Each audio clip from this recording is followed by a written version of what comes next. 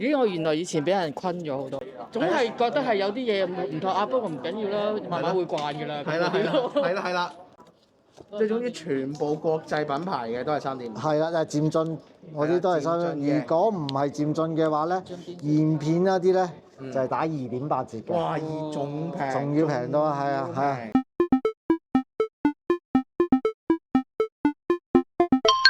金鐘環購物公園站嘅 No.1 第一名啊，Top One 1.0時光，歸為業界嘅龍頭，梗係帶啲朋友嚟試一試啦。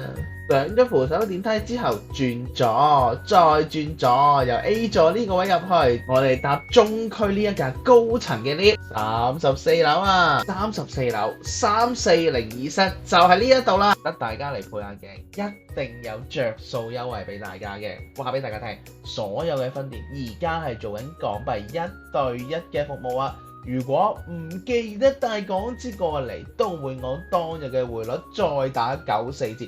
即係話咩啊？所有國際嘅品牌有折頭之外，再加埋呢個港幣1對1服務，即係話再折上折啊 Vicky，好舒服，爽唔爽？正唔正？嗱，配眼鏡有得按摩，正一排。今日就有請葉店長幫我哋配眼鏡，大家肯定好關心有啲咩最新優惠呢？交俾葉店長去講俾大家聽。漸進嘅鏡片咧係打3.5折嘅，咁你而家諗住需要啲咩功能？嗱，譬如你對電子產品多咧，就可以揀一個叫防藍光啦。但係防藍光咧，佢有少少色差嘅，即係睇啲鏡片會有偏黃少少嘅，會暗啲啲嘅。咁如果你係對顏色有要求嘅話咧，就唔好揀啦。即係譬如你畫畫啊、設計啊，即係呢啲行業嘅話咧，因為影響到你有一個工作咁樣，其實太衰啦。如果你話我戶外多嘅，即係戶外都多嘅，咁樣就會揀一個叫變色嘅，因為變色咧佢就變色咧係遇紫外線而變色。你紫外線越深嘅話，即係越犀利嘅話，變色嘅速度就越快同埋越深色。咁你需要睇下要需要啲咩功能，要變色啦，定要藍光定要普通嗰啲，即係咩都啫。要變色嘅，好啦。咁我哋好也鏡片咧，而家由4月1號開始咧就全新改版咗嘅，全國內入邊佢都係改版咗嘅。即係而家就唔會用翻以前嗰啲叫做4S 啊、5S 嗰啲名稱㗎啦，因為而家佢改變咗，全部就係用到係叫做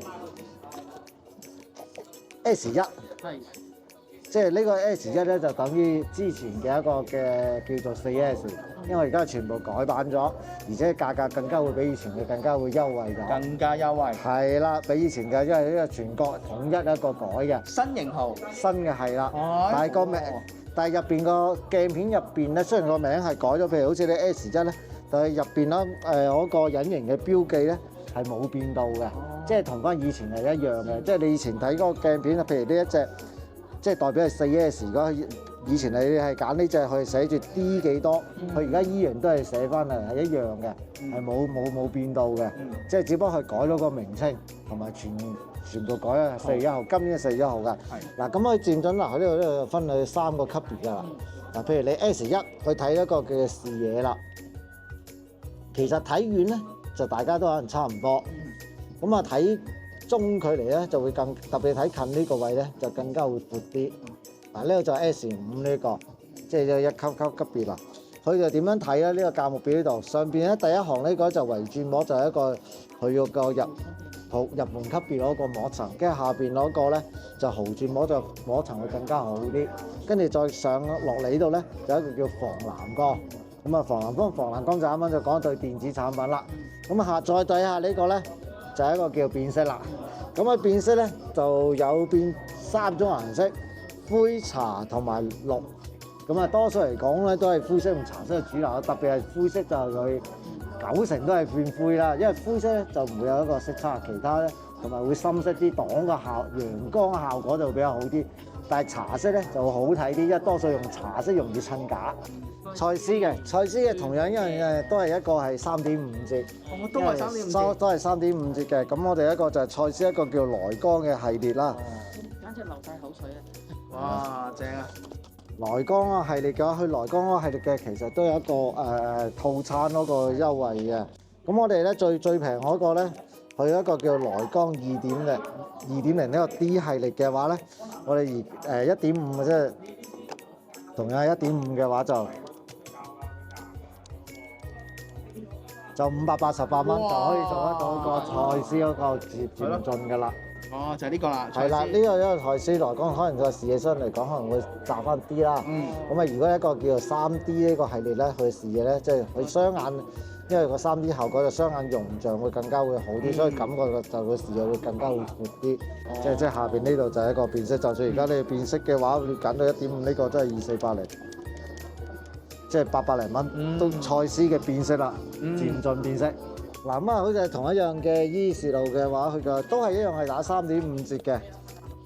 即係總之全部國際品牌嘅都係3.5。係啦，就係漸進嗰啲都係3.5。如果唔係漸進嘅話咧，現片嗰啲咧就係打2.8折嘅。哇，仲平，仲要平多，係啊係啊。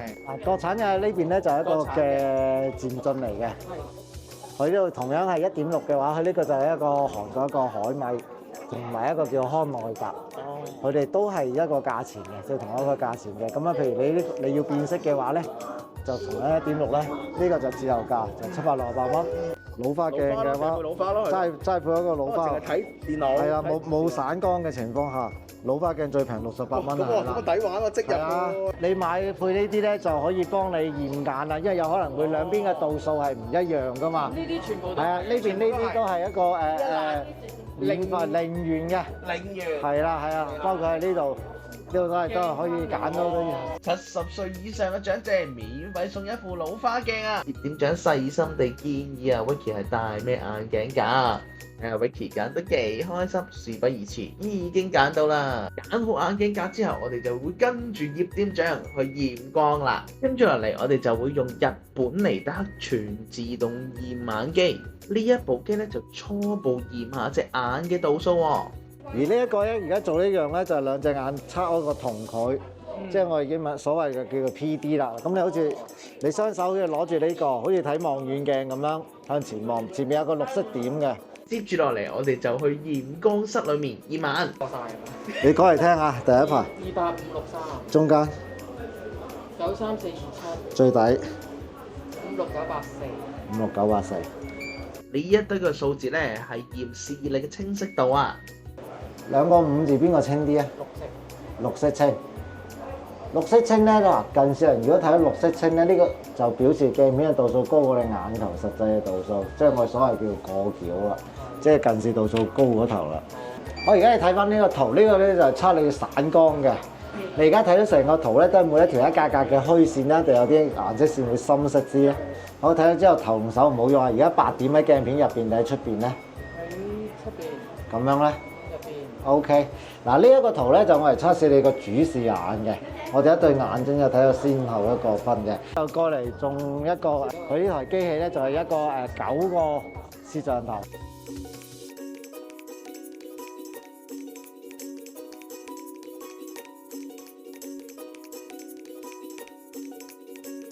呢台機仲有一個特點咧，就可以睇到你戴住呢副眼鏡想要嘅一個變色嘅效果，即係可以即時可以睇得出嚟嘅。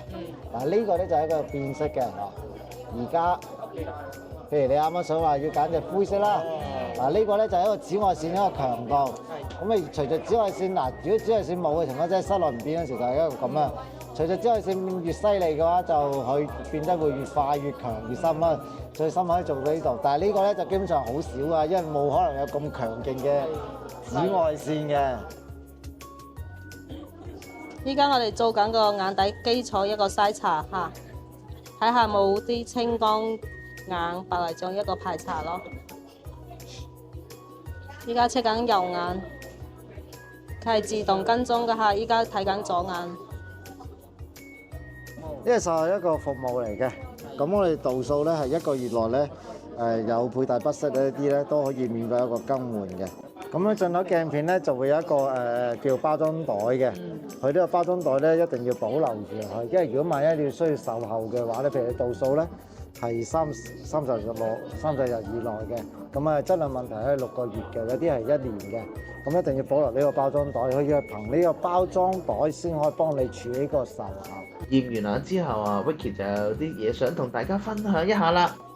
係啦，即係可能同之前嗰啲有少少唔同啦，已經有少少分別啦。係啊，即係一配完都會有車啊。頭先阿靚仔話有過繳啊嘛。哦。咁我覺得以前喺香港配咧，確係真係有呢啲咁嘅情況。哦，但係配完都即刻過繳嘅，已經話。我會覺得係嘅，但係佢話：咁你帶下又會係啦，即係咁啊，初帶咁嗰啲咧，通常都會係啦，冇錯，咁就唔得。係啊，而家帶冇事，即刻。係啊，冇係完全好自然，係又好清楚，係啊。咁啊，頭先哥哥又解釋得好清楚，亦都好專業，真係。咦，我原來以前俾人坤咗好多。跟住落嚟，我就問下葉店長啦，其實唔同嘅鏡架配漸進有冇影響㗎？呢個鏡框嚟做漸進，你有3部分，分遠中近可以除以3份，即係呢個係42除以3，即係每一個都有成14毫米啦。咁如果假設你揀一個30嘅，即係又係要除以3份，咁每一份係得翻10毫米，咁你特別係睇近嗰度視野就會好辛苦，同埋會好少，即係本身漸進咧睇近都係少啊，即係比少個單純性一個老花嗰啲嘅我實啦。如果你仲要再少啲，咪更加辛苦睇啲嘢咯。所以一般嚟講都建議咧，起碼都要做到有35至到係45度，因為你太大咧又冇用，太高。你隻眼係傳唔到落去下邊咧，其實係啊，你又都睇唔到嘢，都係浪費咗，即係用唔到嗰度，而且你咁大亦增加咗個重量，所以就建議都係大概可能呢啲咁樣就會比較一個適中啲咯，佢哋係啦。呢款係咪或者可以介紹下啲新款啦？呢個咧就相對嚟講好似呢個就肯定會比較窄啲，即係特別你個框邊咁粗啊，有陣時你隻眼 feel 到呢度，你隻眼自然會向翻上啲，所以點解話有陣時成日都話睇唔清啊，睇唔清你未必，因為你隻眼你可能就係望到未到，譬如你200度嘅老花，但係你實際可能你望到都係175到150咁，咪成日話睇唔清，點解話要托眼鏡？就係咁啊，托個眼鏡睇就係因為呢個就係差呢個少少，就會造成呢個情況下啦。